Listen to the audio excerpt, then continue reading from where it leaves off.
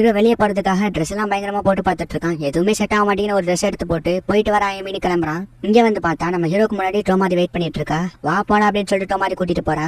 நம்ம டோமாரி எப்பவுமே school dress தான் போட்டிருப்பா. இந்த மாதிரி ட்ரெஸ் போட்டு வந்தோன்னா நம்ம ஹீரோக்கு கொஞ்சம் வேடா இருக்கு. அதோட டோமாரி இந்த மியூசிக் பேண்டை நேர்ல பார்க்க போறதுனால ரொம்பவும் எக்ஸைட்மெண்டா பேசிக்கிட்டே போயிட்டு இருக்கா. இவ்வளவு பெரிய லைனை தாடி தான் நம்ம போகணுமா அப்படின்னு நம்ம ஹீரோ வெளியவே நிக்கிறாங்கிறான். வா அப்படின்னு சொல்லிட்டு டோமாரி கையை பிடிச்சு கூட்டிட்டு போறா. நம்ம ஹீரோக்கு அந்த ஜிஎன்ல லோகோவை பார்த்தோன்னா கொஞ்சம் டிஃப்ரெண்டா ஃபீல் ஆகுது. என்னாச்சுன்னு டோமாரி கேட்கறான். ஒண்ணு இல்ல நம்ம ஹீரோ சொல்றான், எனக்கு கிடைச்சிருச்சு ஜிஎன் லோகோவோட புது பிக்சர் கிடைச்சிருச்சு, நான் இதை எவ்வளவு க்ளோஸ் அப்பா பாத்துக்கலாம்ல அப்படின்னு சொல்லிட்டு டோமாரி எக்ஸைட் ஆகிறா. இவ உண்மையிலேயே ஜிஎனோட ஃபேன் கேர்ள் தான் போல அப்படின்னு நம்ம ஹீரோ யோசிக்கிறான். இப்போ இவங்க ரெண்டு பேருமே இப்ப அவங்க சீட்ல உட்கார்.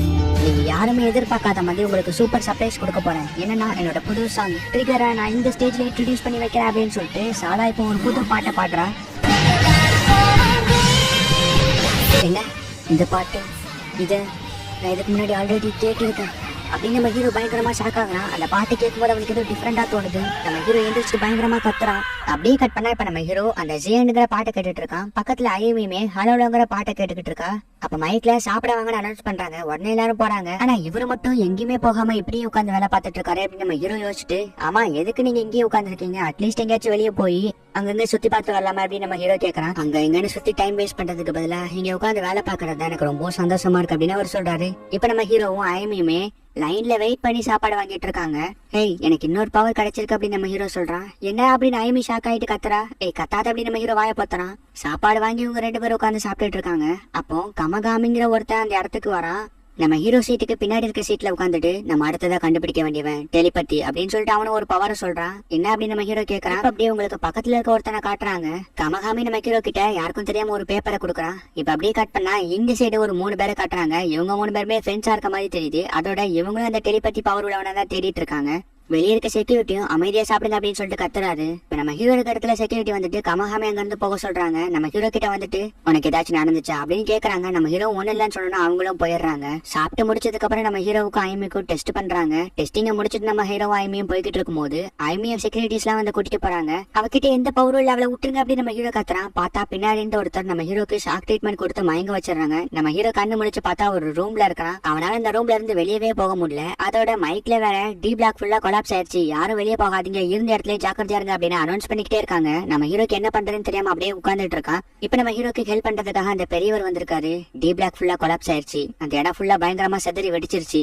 இதுக்கெல்லாம் காரணம் ஐமி தான். ஐமியோட பவர் கொலாப்ஸ், அவனாலதான் அப்படிலாம் நடந்திருக்கு அப்படின்னு பெரியவர் சொல்றாரு. நம்ம ஹீரோ பயங்கர ஷாக் ஆயிட்டு ஐமிக்கு எதுவும் ஆகல அப்படின்னு கேக்குறான். ஐமி சேஃபா தான் இருக்கா, இங்க இருக்க எல்லாரோட ஃபியூச்சர் இப்போ உன் கையில தான் இருக்கு, உன்னோட உண்மையான பவரை யூஸ் பண்ணு அப்படின்னு இந்த பெரியவர் சொல்றாரு. நம்ம ஹீரோவும் சரி ஓகே அப்படின்னு கமகாமி கொடுத்து அந்த லெட்டர் எடுத்துட்டு ஓடுறான். இப்ப நம்ம ஹீரோ அவனோட அண்ணனை தேடி தான் போறான். ஆனா அதுக்கு முன்னாடி டெலிபதி பவர் உள்ளவனை கண்டுபிடிக்கணும். அவன் இந்த ரூம்ல தான் இருக்கான்னு சொல்லிட்டு நம்ம ஹீரோவும் அவனோட உடம்புல பொசஸ் ஆகி அவனோட டெலிபதி பவரை நம்ம ஹீரோ எடுத்துட்டு இப்ப அங்க இருந்து ஓடுறான். ஆல்ரெடி ஒரு 3 பேர் உட்காந்து பேசிட்டு இருந்திருப்பாங்க. அதுல 2 பேர் இங்க தான் இருக்காங்க.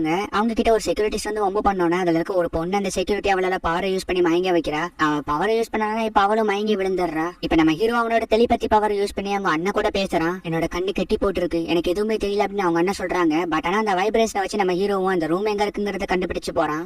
இப்ப நம்ம ஹீரோவை சுத்தி இருக்க அலாரம் அடிக்குது. திடீர்னு செவுத்துக்குள்ளன்னு ஒருத்தன் வரான். அவன் வேற யாரும் இல்ல, அந்த 3 பேர் ஃப்ரெண்ட்ஸ் கேங்ல இவனும் ஒருத்தன். என்ன யோசிச்சுட்டு இருக்க, என்னோட பவரையும் எடுத்துக்கோன்னு அவன் சொல்றான். நீ என்ன முட்டாளா, கொஞ்சம் கண்ணை திறந்து பாரு, நம்மளை சுத்தி எவ்வளவு செக்யூரிட்டிஸ் வந்துட்டு இருக்காங்கன்னு நம்ம ஹீரோ சொல்றான். ஈவன் என்னோட உயிரே போனாலும் எனக்கு அதை பத்தி கவலை கிடையாது, ஏன்னா இங்க இருக்கவங்க எல்லாத்தையும் உன்னாலதான் காப்பாற்ற முடியும், தயவு செஞ்சு என்னோட பவரை எடுத்துக்கோ அப்படின்னு அவனுக்கு கெஞ்சுறான். சரி ஓகே நம்மளுக்கு வேற வழி தெரியல, நம்ம ஹீரோ அவனோட பவரை எடுத்துட்டு டக்குன்னு செவுத்துக்குள்ள போயிடுறான். ஆனா அங்க வந்து செக்யூரிட்டிஸ் எல்லாருமே அவனை சுட்டு தள்ளிடுறாங்க.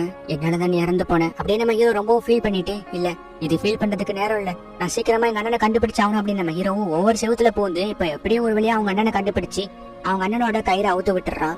எங்க எல்லாரோட ஃபியூச்சர் உன்னோட கையில தான் இருக்கு, நீதான் எங்க எல்லாத்தையும் காப்பாத்தணும் அப்படின்னு நம்ம ஹீரோ சொல்றான். பார்த்தா இந்த ரூம்லயும் செக்யூரிட்டிஸ் ஃபுல்லா வந்து ஷூட் பண்றாங்க. டக்குன்னு நம்ம ஹீரோ கண்ணு முடிச்சு பார்த்தா ஹாஸ்பிட்டல்ல இருக்கிறான். பக்கத்துல டோமாரியும் இருக்கிறா. என்ன இதெல்லாம் கனவா, ஆனா எல்லாமே உண்மை மாதிரி தெரிஞ்சிச்சு அப்படின்னு நம்ம ஹீரோ பயங்கர ஷாக்ல உட்காந்துட்டு இருக்கான். அப்ப திடீர்னு ஒருத்தன் நம்ம ஹீரோ கிட்ட வந்துட்டு ஒரு வழியா உனக்கு எல்லாம் ஞாபகம் வந்துருச்சு அப்படின்னு கேக்குறான். யாரு அப்படின்னு சொல்லிட்டு டோமாரி கேக்குறா. இப்ப ஞாபகம் வருதா அப்படின்னு சொல்லிட்டு அவனும் முடிய எடுத்து முன்னாடி போடுறான். ஏய் நீ என்னோட ஸ்டூடெண்ட் கவுன்சில் ஆபீஸ்ல பவர்ஸ் எல்லாம் ஃபைன் பண்றவன் தானே அப்படின்னு சொல்லி டோமாரி கேக்குறா.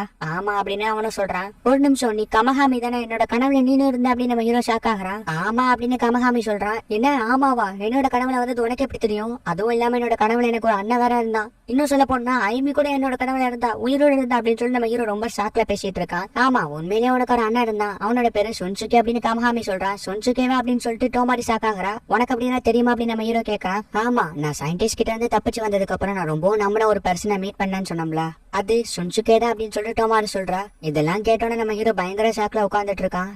உண்மையிலேயே என்ன நடந்துச்சுங்கிற எல்லா விஷயத்தையும் நான் உங்களுக்கு புரிய வைக்கிறேன், அதுக்கு நீங்க என் கூட வரணும். அதுவும் இல்லாம ஐமியவும் நம்ம காப்பாத்தலாம் அப்படின்னு அந்த கமஹாமி சொல்றான். என்ன, ஐமியை காப்பாத்தலாமா அப்படின்னு நம்ம ஹீரோ ஷாக் ஆகுறான். ஆமா அப்படின்னு கமஹாமி இப்போ இவங்க 2 பேர்த்தையுமே ஒரு காட்டுக்கு கூட்டிட்டு போறான். அங்க இருக்க ஒரு சீக்ரெட் பிளேஸ் கூட இவங்க எல்லாரும் போறாங்க. நம்ம ஹீரோவும் உள்ள என்ன இருக்குங்கிற ஷாக்கோட போயிட்டு இருக்கான். ஆனா டோமாரி இந்த இடம் சூப்பரா இருக்கு அப்படின்னு எக்ஸைட்மெண்டா போயிட்டு இருக்கான். இதை வீடியோ எடுத்துக்கலாமா அப்படின்னு டோமாரி கேட்கறான். அதெல்லாம் வேண்டாம் அப்படின்னு சொல்லிட்டு கமஹாமி சொல்றான். இப்படியே இவங்களும் லிஃப்ட் வழியா அந்த ரூமுக்கு போறாங்க.